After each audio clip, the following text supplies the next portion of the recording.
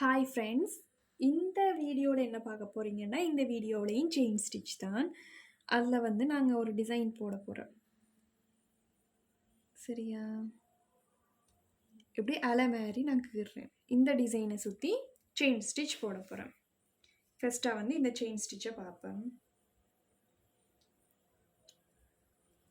திரட்டு எடுத்துட்டு போட போகிறேன். இதில் குத்தி பேக் ஸ்டிச் போட்டு எடுத்து சின்ன சின்ன செயின் ஸ்டிச்சாக போட போகிறேன். 1 2 3 மெல்ல மெல்லமாக போடணும். சின்ன சின்ன போட்டு ஒரே இடைவெளியில் போட்டு வரணும். நான் கீர்ன கோட்டுக்கு நேராகவே எங்களோட ஊசி வந்து இருக்கணும். சரியா? ரொம்ப டைட் பண்ணக்கூடாது.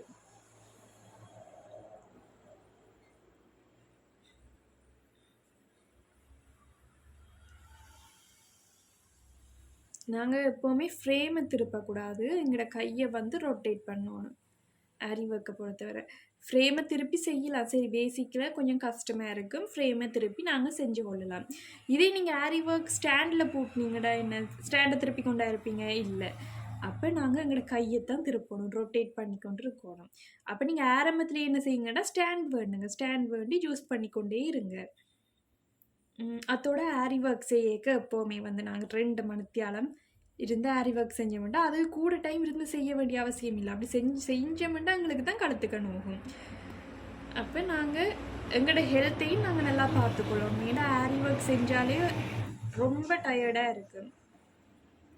இப்போ எங்கள் பொழுதுபோக்குக்கு ஏற்ற மாதிரி இல்லாட்டி நாங்கள் ப்ரொஃபஷனல் செய்ய போகிறோம்னா கூட ஒரு லிமிட் இருக்குது. அந்த டைம் லிமிட்டுக்குள்ளே நீங்கள் செய்வீங்க. ஓகே,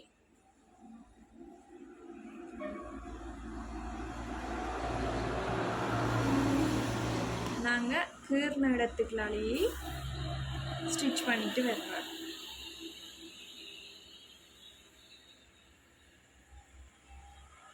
ஸ்டிச் பண்ணிட்டு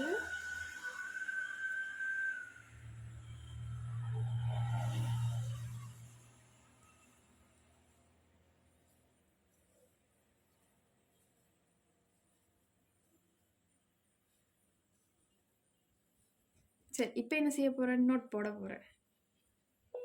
இதில் குத்தி இதுக்களால் எடுத்து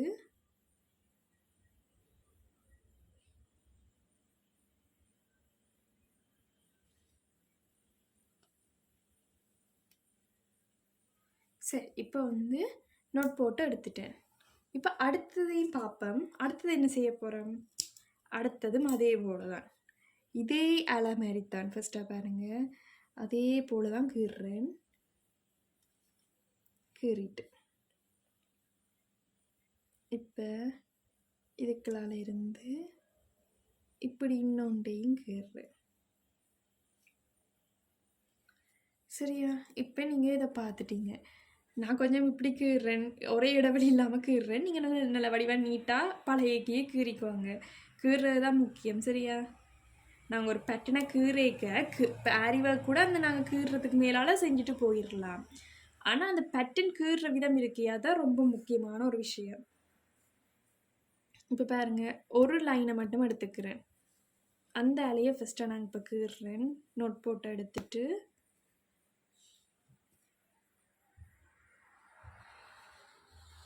ஒரு அலையை வந்து நான் கீறுறேன்.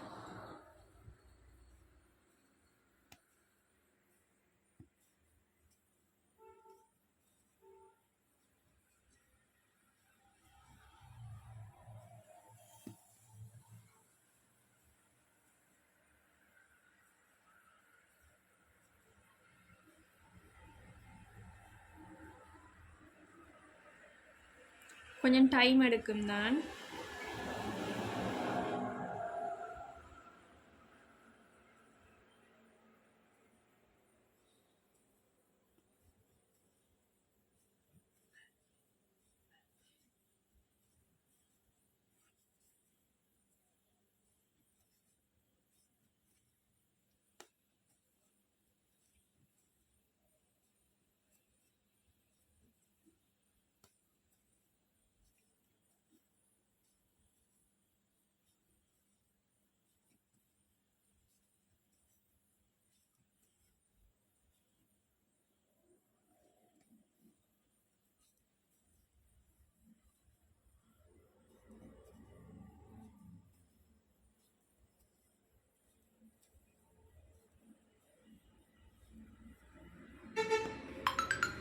இப்போ வந்து இதில் நோட் போட போகிறேன்.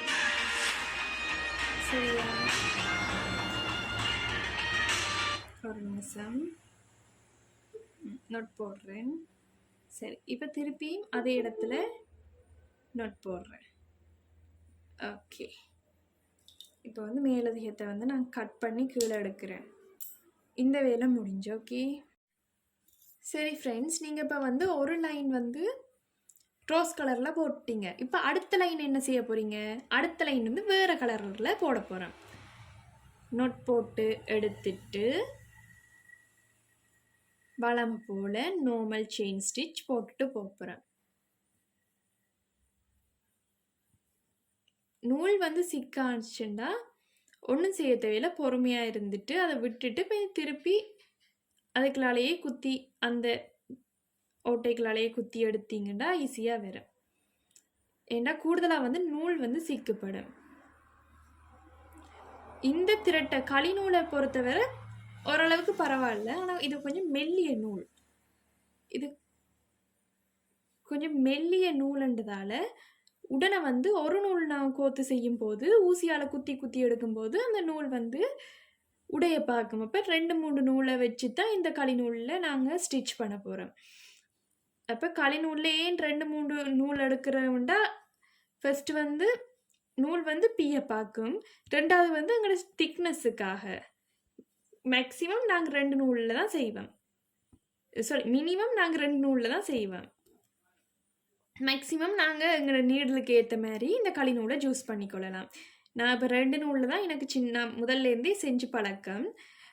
என்கிட்ட இதை விட கொஞ்சம் பெரிய நீடலும் இருக்குது. 3 நூல்லையும் நான் கூடுதலாக இந்த ஸ்டிச் செய்கிறது. ஆனால் 3 நூலில் நீங்கள் அந்த களி நூல் கோத்து ஸ்டிச் பண்ணி கொண்டு வந்தீங்கன்னா நல்ல போல்டாக இருக்கும், நல்ல ரொம்ப அழகாகவும் இருக்கும். நீங்கள் வேணுமென்னா ட்ரை பண்ணி பார்க்கலாம் ஏதாவது ஒரு ஸ்டிச்சை.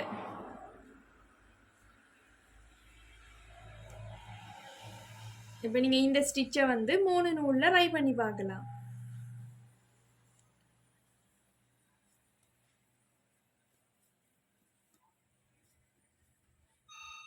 இப்போ வந்து நாங்கள் ஃபினிஷிங் டச்சுக்கு வர போகிறோம். ஓகே, வந்து இவ்வளோ தூரம் வந்துட்டேன், கொஞ்சம் தூரம் தான் இருக்குது. வேகமாக செய்யணும்னா அவசியம் இல்லை, நீங்கள் ஆறுதலாக செய்யுங்க. உங்களுக்கு வேகமாக செய்யணும்னா அது நீங்கள் ஆட்டோமேட்டிக்காகவே உங்களுக்கு வரும். நீங்கள் செஞ்சு செஞ்சு பழகத்தான் அதெல்லாம் உங்களுக்கு வரும். வந்து இது மட்டும் வந்துட்டேன், வந்து குத்தி இதுக்களால் எடுத்து இப்படி எடுக்க போகிறேன். ஓகே, இப்போ திருப்பி குத்தி எடுத்து நோட் போட்டுட்டேன். ஓகே,